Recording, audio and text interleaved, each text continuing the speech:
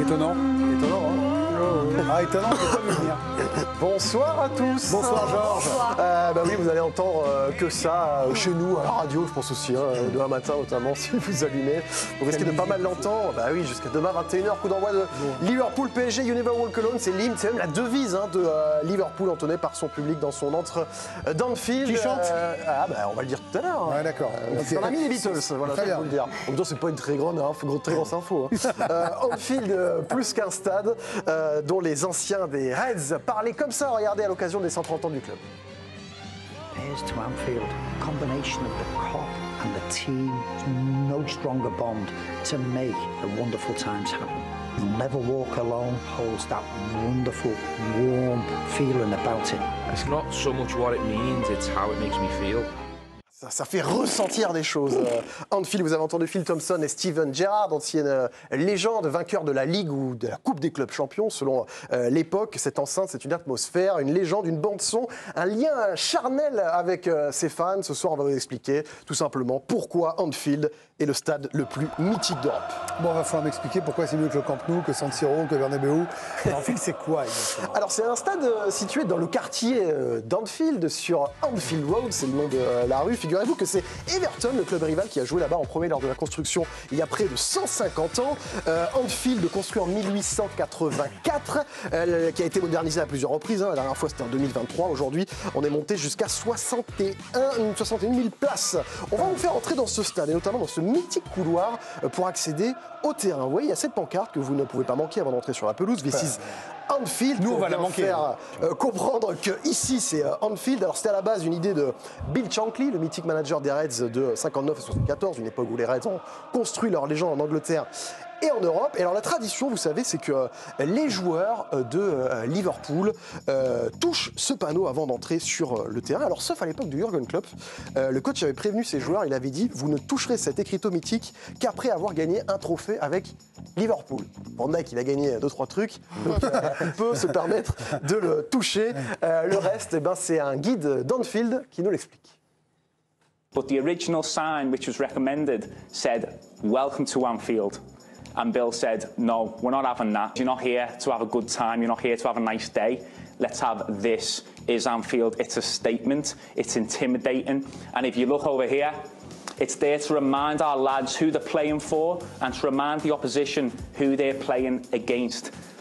Le décor est planté quand vous rentrez sur le terrain. Alors celui qui connaît bien ce couloir, même s'il était un petit peu différent à son époque, c'est notre Djibril Cissé, évidemment, qui a été joueur des Reds de 2004 à 2006. Il a gagné la Ligue des Champions avec eux. Il adorait le rituel, c'est comme ça qu'il l'appelle, avant d'entrer sur la pelouse à Anfield. C'est un stade très spécial et ça se sent déjà avant l'entrée. Il y a un respect même de l'équipe adverse qui attend que nous on passe. Nous on attend que les supporters finissent de chanter You Never Walk Alone. On sentait directement les décibels des supporters et franchement c'était un moment extraordinaire et ça te booste. Si c'est t'es dans un jour un peu de moins bien, je peux te dire que tu comprends vite et qu'il faut vite te reprendre parce qu'ils ont besoin de toi et ils ont besoin de toi à 100%. Jim en a parlé, mais les joueurs attendent la fin de You'll Never Walk Alone pour rentrer sur le terrain.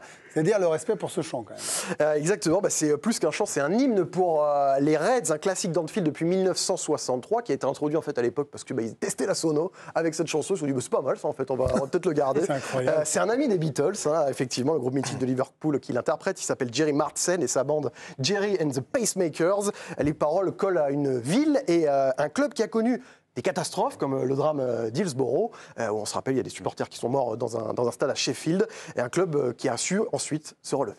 Liverpool habille le clip, c'est vous dire à quel point c'est ancré dans l'identité de cette ville et de ce club. Ce titre est en réalité une reprise d'une pièce de théâtre hongroise qui date de 1909, c'est assez invraisemblable. Mais cette devise, elle s'affiche aujourd'hui partout à Anfield, sur l'écusson, à l'entrée. Bill Shankly, vous le voyez sur les grilles, c'est le COP, cette tribune majestueuse située derrière le but du côté de Walton Break Road qui l'entonne avec le plus de ferveur et donne le rythme du match. Djibril Cissé s'en souvient très bien. Ils te donnent et ils savent quand donner. Quand ça va, ils sont toujours là. Et quand dans les moments un peu plus compliqués, moi j'ai le souvenir de ce match, de cette fameuse demi-finale contre Chelsea, demi-finale retour Ligue des Champions. Je peux vous dire que le terrain il vibrait. Vraiment, c'est une des rares fois que j'ai senti autant de bruit et autant d'amour en même temps sur un terrain de football. Alors évidemment, les anciens joueurs, les entraîneurs, les fans des Reds vont dire qu'Anfield est le stade le plus mythique d'Europe. Que disent ceux qui ont joué? Et d'ailleurs, on en parlera juste après vous, parce qu'il y en a un qui l'a foulé, ce terrain. Alors, Anfield, ça marque à vie, effectivement, vous en doutez. Regardez, même les plus grands entraîneurs, notamment, le disent. In Europe, they do well. Why? Anfield. Home game. This is the most heated stadium in Europe in a return game. That's the only place you don't want to go is to Anfield because the atmosphere, everything is special there. Quan diuen This is Anfield és per aquesta sentència de This is Anfield hi ha una raó, no és una cosa en marca d'algú que no té en cap altre cap del món. One of the best atmospheres that I have ever played football is Anfield. Marvelous atmosphere. To win. You never felt safe there? Never, no, never. Ferguson used to rest player, not because they were tired physically, just to make the sure. week before, to make sure mentally you're ready to play on field. Alors se préparer mentalement avant de jouer à Anfield, ça semble fou. Encore plus pour nous Français, parce que pour le coup, c'est quand même pas un stade qui porte chance au club français. Et c'est ce qui le rend encore plus mythique pour nous. Alors c'est vrai qu'on se souvient de Lyon et Marseille qui avaient gagné là-bas en phase de groupe notamment, mais jamais un club français ne s'y est imposé en match retour dans une rencontre à élimination directe. On a pourtant eu 7 tentatives. Regardez, la première c'était avec Saint-Etienne, la bande à Jean-Michel Arquet en 1977, quart de finale du retour de la Coupe des clubs champions. Saint-Etienne battu 3-1. 91, il y avait eu Auxerre en 16e de la Coupe de l'UEFA avec Pascal Vairua, Ferreri, Martini, battu 3-0 à Liverpool. Il y a eu le PSG déjà une fois en 97, retour de Coupe des Coupes. Mais Paris était passé à l'époque, ils avaient gagné 3-0 au Parc des Princes. Strasbourg, plus surprenant peut-être, un 16e retour de Coupe de l'UEFA. Dakour, Batik, Ismaël, battu oui, mais ils avaient gagné eux aussi 3-0 à l'aller. Auxerre avec Djibril, il est venu comme visiteur. Avant, il nous avait dit qu'il avait déjà signé pour les Reds. À cette époque-là, ils avaient perdu 2-0 face à Owen Gerrard et Carragher. Plus récemment, Toulouse est allé prendre une claque là-bas face à Peter Crouch, Mascherano et Dierkeuil, qui avait Gignac notamment à Toulouse. Et puis dernièrement, mon cher Ludo, il y avait notamment aux côtés de toi Eden Hazard, Pierre-Alain Fro, Adil Rami. Vous avez été battus par Torres et Gerrard, alors que vous avez gagné à l'aller. On en reparlera, je suis sûr, tout à l'heure. Des rendez-vous manqués, mais des rendez-vous qui marquent au fer rouge, comme nous l'a dit Jimmy Algerino, qualifié, mais battu avec le PSG à Anfield en 1997. Ça prend aux tripes, hein, ça fout un peu je dirais, la chair de poule. Mais c'est vrai qu'à 2-0 à la 80e, je crois, il me semble, ça a été l'enfer, ça a été le brouhaha. Moi, j'en garde souvenir avec des acouphènes en fin de match. Parce que tellement que ça poussait, quand on allait jouer une touche, quand on passait à côté du public, puisqu'il était très proche, c'était quelque chose d'assez incroyable. Reste pour moi un des plus beaux souvenirs que j'ai vécu avec le Paris Saint-Germain. Et oui, effectivement, c'était passé à ric-rac pour le PSG à cette époque-là. Anfield marque dans la victoire ou la défaite, même les plus grands entraîneurs et joueurs. On se souvient de son passage dans ce stade à cause ou grâce à son histoire qui se raconte sur 2 siècles, ses rituels respectués encore aujourd'hui, son bruit, ses vibrations, le respect des adversaires. Alors oui, Anfield est le stade le plus mythique d'Europe pour nous. Et bien, y gagner pour le PSG le serait tout autant. Oh, merci Georges pour cet excellent... Pourquoi? Parce qu'on a appris des choses, peut-être dans l'histoire. À nous, un peu les poils des avant-bras au garde à vous, là, quand on voit ces chants, ces visages des gens de Liverpool. Bon, Ludo, je vous donne la parole en premier. Vous y avez joué. Là, vous êtes le seul, si je ne dis pas de bêtises, Vikash et Benoît, vous n'avez pas foulé la pelouse dans le field. Vous étiez en tribune, mon petit Benoît. C'était pas mérité, je tiens à vous le dire. Oui, j'étais très jeune. Oui, qu'importe. Dans tous les cas, c'était pas mérité. C'était mérité. Ludo, c'est vrai que vous aviez gagné au match aller avec Lille? Oui, on avait gagné 1-0, but d'Eden sur coup franc, et on était rempli d'espoir en allant là-bas et avec l'envie de se qualifier pour un quart de finale d'Europa League. Et on a la balle, d'ailleurs dans les 5 premières minutes, on a la balle de 1-0 puisqu'Eden se présente seul face à, c'était Pepe Reina, il me semble, dans les buts.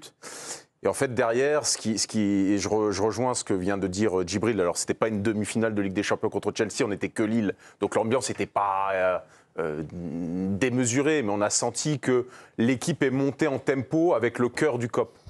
Et illustré par un joueur qui est le plus emblématique probablement de ce club-là, c'est Steven Gerrard, qui lui est monté crescendo en fonction de l'ambiance et qui nous a éteint. Vous avez vu le panneau quasiment, là, bah oui. Et ils tapaient, ils l'ont tapé devant vous. Je me suis permis de le toucher un peu. Peut-être pour ça qu'on a perdu d'ailleurs. Ça vous a pas porté bonheur. Vous avez un souvenir pour la vie, mais ça vous a pas porté bonheur. Non, mais tu sais, on dit en discretos, tu sais, un truc un peu comme ça. Direct.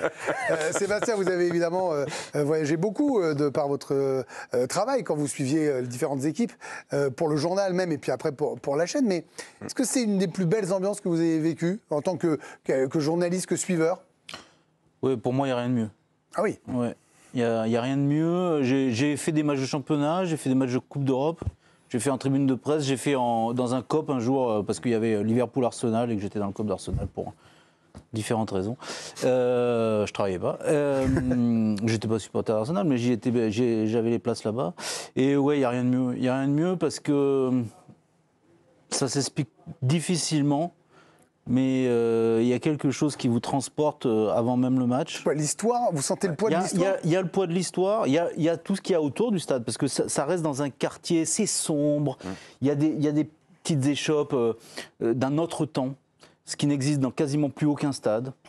Je l'ai vu un peu en Turquie, dans des endroits comme ça. Mais... Oui, parce que tout ce qui était à Highbury, par exemple, ils ont tout rasé. Mais Highbury, c'est autre chose. À Highbury, vous allez, vous allez au parc Astérix, vous allez... Oui, non, c'est devenu l'Emirates. Mais ils ont enlevé l'histoire. Eux, ils l'ont gardé. Pardon, l'Emirates. Mais donc, ça n'existe plus. À Liverpool, il y a ça. Et dès que vous arrivez à 300 ou 400 mètres du stade, il se passe quelque chose à l'intérieur de vous-même qui est difficile à expliquer. Et franchement, ça vaudrait le coup d'y aller, même de repartir avant le match, en fait. Parce que quand il y a cet hymne qui est chanté et que les joueurs se mettent à arriver et que là, il y a une vibration dans le stade qui est inouïe. Là, il y a en plus la musique des champions dans la foulée. Vous avez double hymne. C'est-à-dire que là, vous avez Ce qu'il faut dire aux gens, c'est qu'aujourd'hui, on critique un petit peu l'atmosphère qu'il y a à Anfield, parce que, comme dans beaucoup de grands stades, en fait, il y a différentes soirées. Ouais. Il y a différentes soirées. Et il y a des soirées où c'est vrai qu'il va y avoir beaucoup de touristes, de supporters touristes. Et effectivement, l'ambiance est moins forte qu'avant. Mais les soirs de Ligue des Champions, les grands soirs de Ligue des Champions, c'est extraordinaire. Et c'est vrai que moi, je n'ai pas joué. Je suis allé sur la pelouse avec Gérard Rouillet et dans les vestiaires et tout ça, la veille d'un match. Et c'était fantastique. Il est presque plus impressionnant que plein. Vite que plein. Moi, je l'ai presque... justement, ça tombe bien que vous disiez ça parce que Giovanni nous offre une visite guidée d'Anfield. Regardez, quelques secondes avec Joe. Il est là-bas pour les conférences de presse pour le match de demain. Joe, la visite guidée d'Anfield, vous avez eu cette chance, montrez-nous. Greg, Georges, pour votre pourquoi. On s'était dit que c'était mieux de vous montrer Anfield plutôt que de m'entendre parler. Les gens en ont marre de me voir. Donc on va faire la découverte d'Anfield ensemble. On est au niveau de l'entrée média, la presse box. Vas-y Jérém, passe devant et montre ce qu'on découvre quand on gravit les marches donc de cette tribune de presse. Bon, en Angleterre, petit message pour les clubs français, c'est quand même bien. On est très très proche de la pelouse. Voilà, arrivé dans ce stade mythique qu'est Anfield et on va vous emmener, puisqu'on a la chance de le faire, au plus près de cette merveilleuse pelouse. On est juste là. Voilà. Donc là, c'est là... Jérémy, tu peux montrer, c'est là où par exemple nos confrères du journal L'Équipe écrivent les articles en direct du stade. Et venez, on va s'approcher au plus bas, au plus près de cette pelouse magnifique, d'ailleurs la pelouse d'Anfield. Alors, on descend, quelques tribunes. Attention Jérémy, les pieds, tu vas passer devant comme ça, je vais te guider.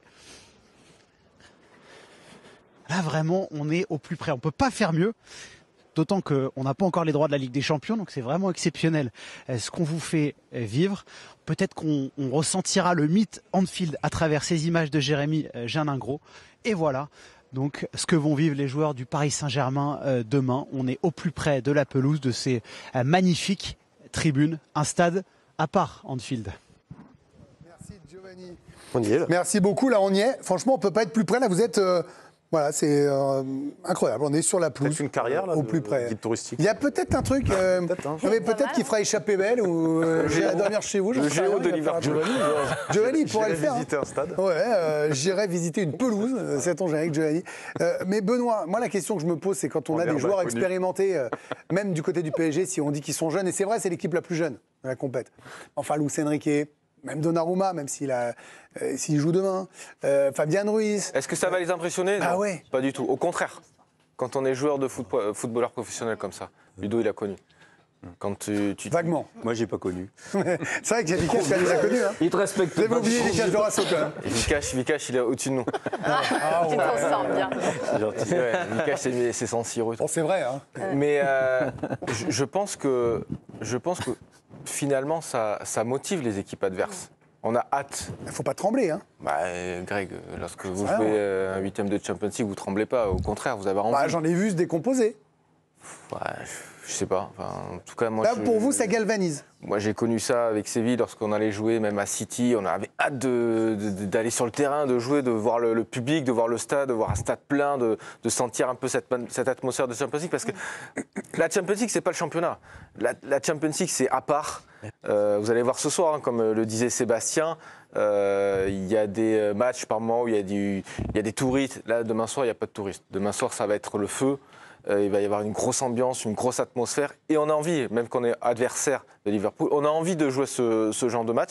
Et ça peut vous décupler sur le match, sur l'agressivité aussi.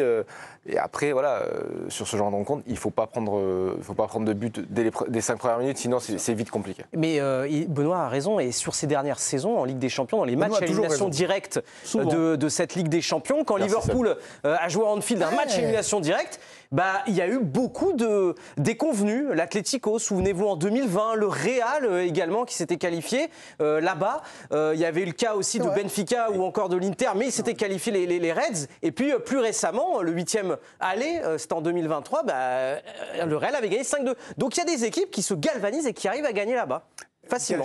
C'est intéressant ce tableau-là, parce que oui, dans la configuration 0-1 depuis 2 ans, 3 ans, que les buts extérieurs ne valent pas davantage, peut-être qu'ils vont s'inspirer de ça, les Parisiens. C'est-à-dire que c'est pas impossible du tout. Non, c'est pas impossible. Ils peuvent le faire. Après, moi, je pense que c'est quand même difficile de jouer à Anfield, de jouer à l'extérieur déjà. Tu joues pas chez toi, c'est des. Malgré l'absence de but bonifié à l'extérieur. Non, mais même le fait d'être ailleurs, quoi. Donc, t'as pas tes habitudes, t'as pas tes rituels dans ton vestiaire, dans ton stade. Le ballon est pas le même. Enfin, il y a pas. Enfin, remarquez là, le ballon maintenant il est le même. À mon époque, le ballon n'était pas le même. Il y a longtemps. Mais donc, il faut se réhabituer. Évidemment, oui, ça peut galvaniser, mais il faut pas prendre le bouillon très vite. Faut pas rater un contrôle. Faut pas lancer ce public-là qui vous porte et qui galvanise aussi l'équipe qui vous accueille. Donc, ça peut, voilà, dans les deux sens. Il y a des ambiances très hostiles, où là c'est très difficile, comme Fenerbahçe par exemple, ou l'Atakos Le Pirée.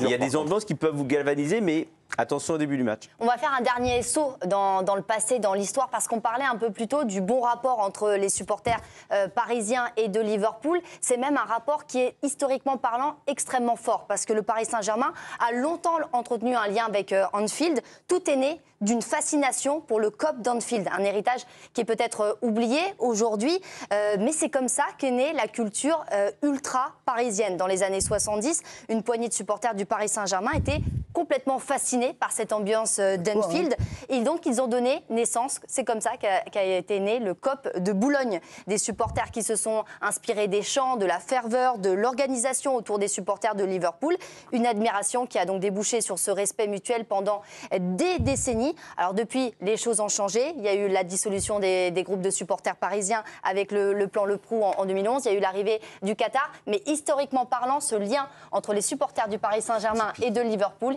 il est extrêmement fort. Merci Alicia, merci Georges Keno-Chavez pour ce pourquoi. Dans un instant, nos